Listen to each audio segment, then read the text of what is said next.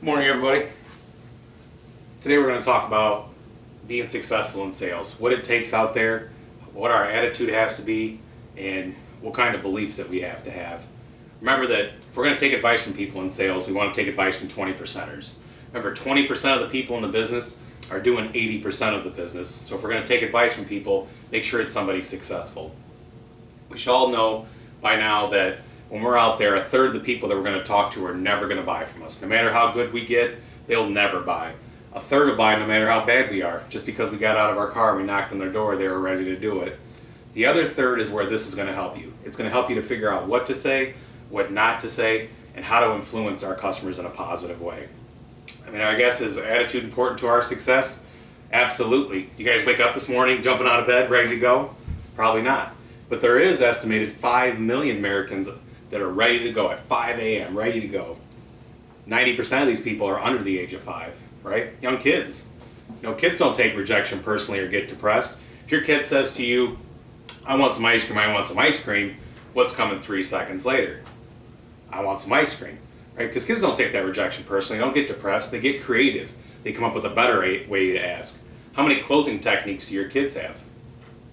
Probably infinity, right? They'll ask the other decision maker, make you feel guilty, public humiliation, right? They got an endless supply of closing techniques. And how often do kids get what they want?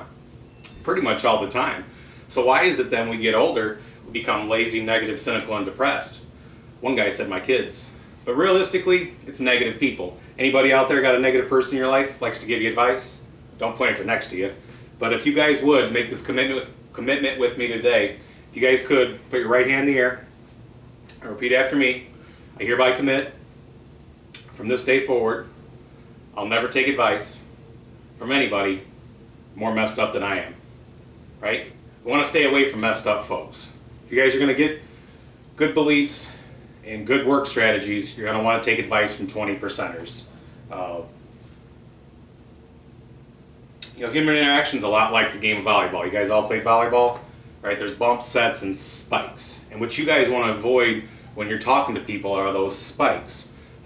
In the past, that people used to use manipulation and interrogation techniques. Remember, there's a whole bunch of ways to get people to say yes. But there's a couple ways that cause them to become more defensive. For an example, if you guys were going to use a sharp angle close, if you said to somebody, taking care of your family's future is important to you, isn't it? Or a tie down. Isn't it? Doesn't it? Wasn't it? Couldn't it? Shouldn't it? Wouldn't it? Haven't you? Isn't that right? Wouldn't you agree? Those are all tie downs, aren't they? And that was another one, wasn't it? And we could do this all day, couldn't we? It gets a little old though, wouldn't you agree? See, there's a lot of different ways in the past that you used to be able to get people to say yes.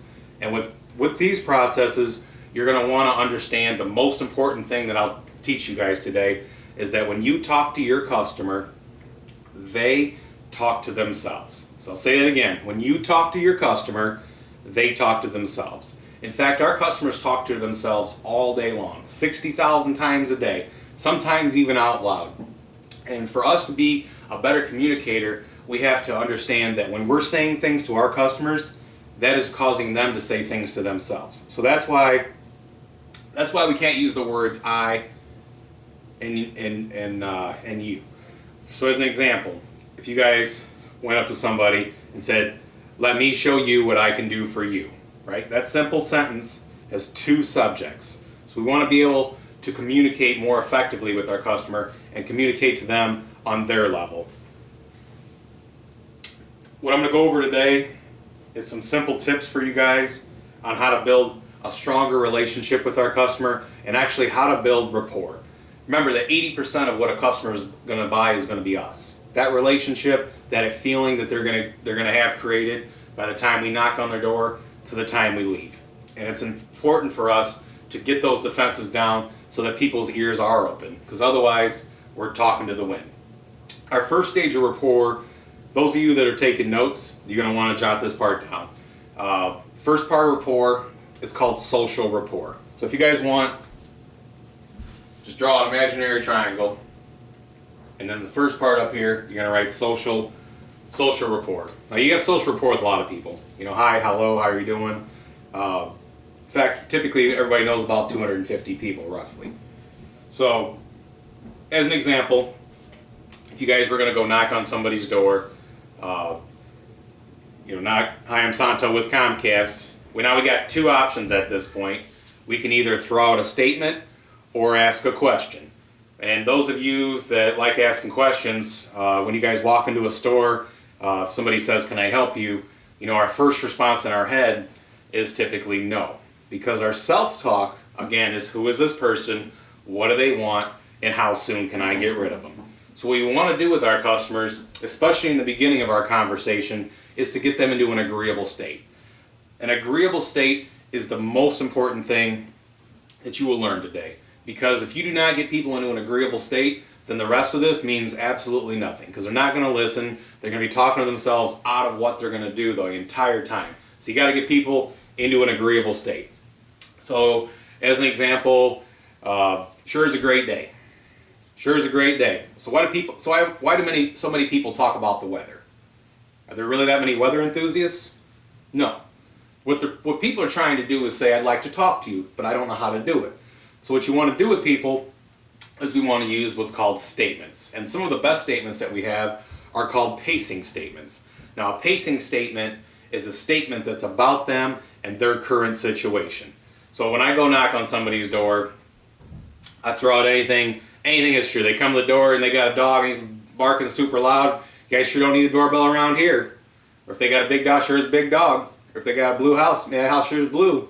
Right? Anything you can say to get your customer in an agreeable state, because you want to get their self-talk in their head to say one thing, which is, yes, I agree with you. Another really good one to use in the beginning parts of our social rapport are called obvious assumptions. Obvious assumptions assume what you're telling somebody is true. If I say to you, "I think I met you about a year and a half ago," you remember where it was? Your mind right now is in the past, trying to prove me right. And if somebody's mind is in the past, trying to prove you right, they can't be defensive in the present moment. So what you want to do with people is you give them credit for already knowing things, as you probably already knew. If you're like most people, as you probably already know. Obviously, luckily, eventually, sooner or later. Any word that ends in ly assumes what you tell somebody is true. So when you give somebody credit for knowing, they're automatically going to accept it as the truth. And you probably already knew that. So now you got people's defenses down. So if I go knock on somebody's door, I'd say, "Hi, I'm Santo with Comcast," probably familiar with this, right? Now their mind is already assuming back they're in an agreeable state. Now what you want to do at that point is you want to build the with them, right? What's in it for them? Why are they going to continue to listen to you after 8 seconds? Because you have to build up what's in it for them. What kind of benefits are they going to get? Remember the difference between selling a feature and a benefit. The feature of an automobile is the air conditioner, and the benefit for you is the cold air. Now what do people buy? The metal thing underneath the hood or the cold air? Right, they're buying the cold air, and that's what we're going to sell with them. So as an example, if you guys had a product, you'd say, you basically would give them 3 benefits. You give them 3 benefits of what you're able to do. I'm Santo with Comcast, probably familiar with us. We've been working with a lot of the families in your area, helping them to blank, blank, blank, right? Lower their monthly expenses, have a much more enjoyable internet, and have instant on demand, right? You're going to give them 3 benefits of why they should even listen to you. Keep talking. And then at that point, once you got their interest level up, now what you want to do with your customer is you're going to take them to your next level of rapport. So in the middle here, you're going to put emotional rapport. Now, emotional rapport you have with less people. Now, on average, how many people do you guys actually share your feelings with? Maybe 5, maybe 10 people. So what you're saying is that you share your feelings with a lot less people than you do with your social rapport. So what you do with your customer, how to get them into an emotional state, it's actually quite easy. We simply use emotional words like happy, excited, proud. So I was telling you guys about earlier, I was talking about frames of reference. So like I said again, I think you'd be happy with it. I think you'd like it. All right, if I came that out of my mind and it went into them, what are they saying to themselves? Yeah, right. Or if I say Comcast is the best, they're the best. What do people say in their heads? Yeah, right, liar. Right? That's what everybody says. You just want a sale. So what you want to do with people is you're going to use the word you. If you guys sit down with a hypnotist, he's going to tell you 3 things that are true. You're sitting down, you're feeling your clothes in your body, your eyelids are beginning to relax. He's going to tell you 3 things that are true, or 2 things that are true, and the 3rd thing he's going to tell you what he wants you to do. And we got to do the same thing with sales. So you guys are going to remove the word I from your vocabulary. It is gone. And instead, what you're going to replace that word with is you. So you go to somebody's house. We've been fortunate to help a lot of the families in your area to do this, and do this. Is that something you'd be happy about? Or is that something you can get excited about? Remember when I was talking to you guys talk to people and they talk to themselves? The embedded command, the command that is going into their mind when you're saying this is you be happy or you be excited. So the embedded command is you be excited. You just walked up to somebody, gave them 3 benefits, and told them be excited. Do you think they're going to be excited? Probably. Now, once you got your people start talking about their feelings, the best possible scenario at this point is to connect with them. Me too. That's what I would have done. You and I are on the same page. We're 2 peas in the pod. We're just alike, right? Letting them know they're like them. The worst thing you can possibly do as a salesperson is create that separation of you and them. Like I said, the worst possible words you can use are I and you. You want to use we, let's, us, join together as a team, side by side. Right? You want to connect with them. You got to build them in that emotional. You got to bring them into that emotional rapport. And once you got their emotional connected with them at this point, now you simply want to bring them to the last level of your triangle. So at the bottom here, you're going to write trust. Now, who do you guys trust? Right? Even a smaller amount of people. And if we can get into that group with our customer, they're a lot more likely to go ahead and purchase from us. If you guys had a little angel on your shoulder every morning, and every time you did something right, he gave you praise. You woke up and you grabbed the right pair of underwear and the right pair of socks, he said, woohoo! Or if you guys went into the bathroom and grabbed the right toothbrush with the right toothpaste, he said, put another one on the board, yes! Right? It'd be a lot easier for you to make a decision if somebody gave you praise for every right decision you've ever made. And that's exactly what you do with your customer. If a customer gives you an obvious answer, and the answer is yes or sure, instead of saying yes or sure, you're going to say exactly, perfect, correct. I've seen you done your homework. That's what most people do. Have you done this before? Right? You want to build up their confidence. You got to bring their confidence. It's okay to have a lot of knowledge in your product. But what you want to make sure you're doing is you're bringing your customer with you. Because that gap there, that's fear, that's indecision. They feel like they don't know enough about the product to make a decision. So if you can take yourself way up there, just make sure you're bringing your customer with you. Another way to build trust with your customer is by using time words. Time words are very important. Today, right now, let's, right now, today. So as an example, when I walk to somebody's door, I'd say, you'd be excited to know right now, right? The embedded command in their mind is you be excited right now. The more times you guys can reference the time of day in your presentation, the more likely that your customer will actually make a decision that day. If you just say sometime just around the corner, sometime soon, coming to an end, today, right now, buy now, you guys want to use more time words in your presentation. Try to throw in 15 to 20 in your presentation. And it's important for you guys to have a script. If you guys think that you guys can go out and freelance it every time, that's probably true. But just remember that when you're saying things, they tend to sound similar. So if you're gonna say the same things over and over, they might as well be good. Another way to build trust with our customers is to future pace them. So you knocked on their door and you took them from right now to 2 years in the future. You want to take their customer's mind 2 years in the future and let them know that after today, this isn't the end, right? They're going to have this, they're going to be happy, and they're really going to like it. So what I typically do at this point, when you want to future pace them, you want to throw out things. Now when the tech comes out, make sure he shows you how to use on demand. You're going to love it. Or remember, HBO and Stars are both free for 2 years. After 2 years, they're $19 each. What's your customer saying at this point? Well, I'm going to call in 2 years and cancel those because I don't want them. Or Or if you're talking to them about their Dish or Direct. Now Dish and Direct, Comcast is going to come out, they're going to hook up everything. Once they do that, you're going to call Dish or Direct, tell them that you're done. What they're going to do is send you these prepaid boxes with bubble wrap. You're going to take the receivers you got now, put them in there, and take them to a local Staples store. Do you know where Staples is? Yep. Perfect. Right? You want to take your customer's mind in the future. If you guys can take your customer's mind in the future, show them that it was good, show them that everything is all right, they'll actually basically skip that step of making the decision right now. They'll go from thinking to thinking about 2 years from now whether or not they're going to call and get rid of those movie channels. So it's the biggest step for you guys to be able to build that trust with them, and to build that relationship. Now some of you guys out there are going to get objections. You're more likely to get objections if you do not use the triangle.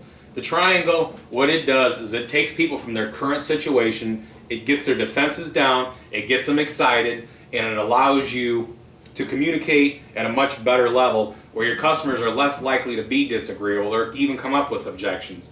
If people do have objections, I call them questions, right? If they give you do I have to make my decision today? Right, that sounds like an objection, right? That sounds more like a question to me. Well, all we basically do today is write down all the facts. If it's okay with you, my assistant will call you in a couple days. He'll make sure everything makes sense for you. Make sure you do want to go ahead with it. Let's see, the last one. If you guys want to build trust, body language. Now this is the most important. Everything you learned today is great and all, and it'll probably help you to make more sales. But if you guys can't figure out what people do with their body when they buy, then you'll never be successful at this. Remember, 60% of the sale is actually the body language. The language that you create with your customer based on the words that you're using, your tonality, and what you're saying to your customer.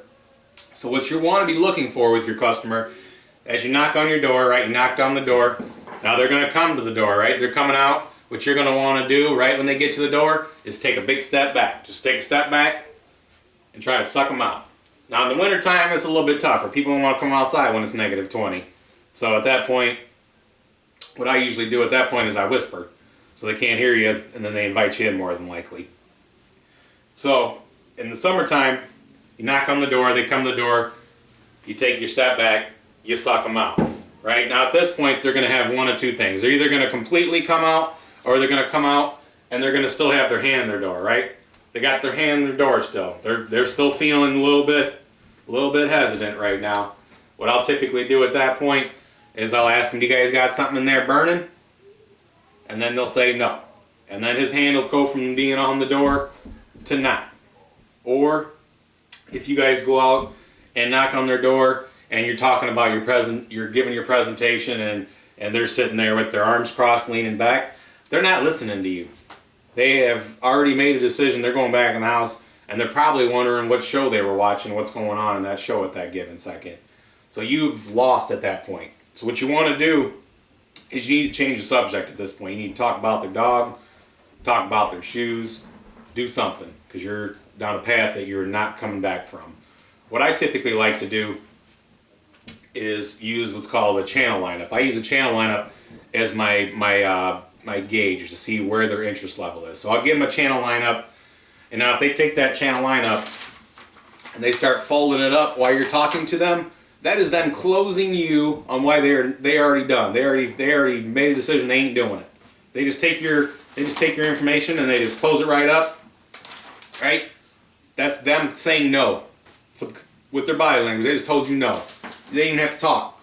So what you want to do at that point is you want to say, can I see that real quick? And you want to take that piece of paper back out their hand, unfold it, and restart.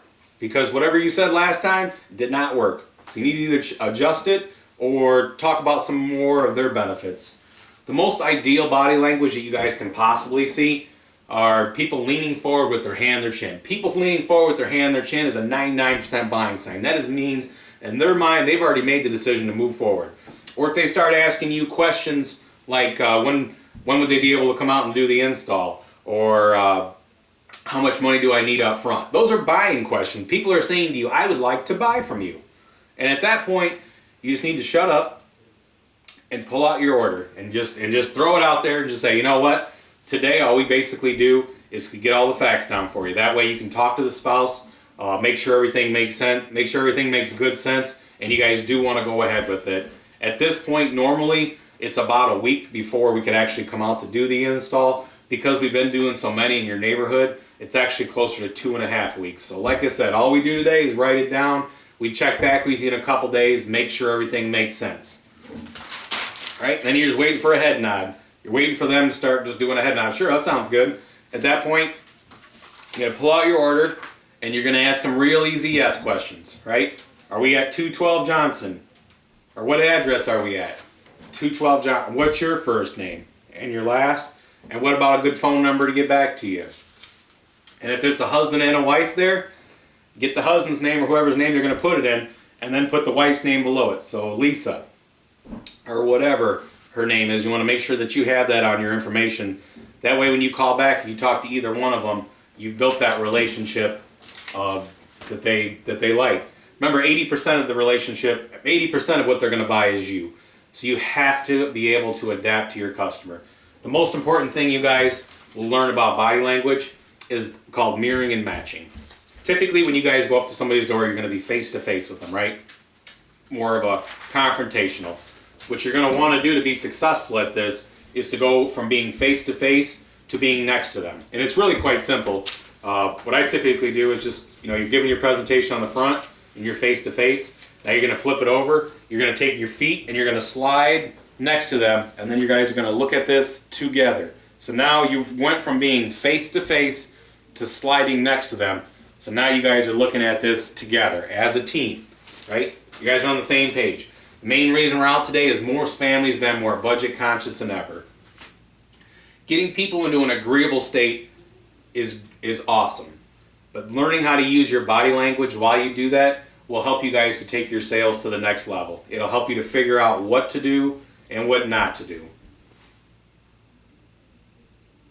And make sure you guys use of your words is good. Remember, every word that you guys say is going to cause a reaction in your customer. The most powerful word you can actually use in the English language is somebody's name. How they use it too. So if you go to somebody's house and you're filling out the sheet and he says his name's Bob, right? Do you go by Robert? Yep. Okay.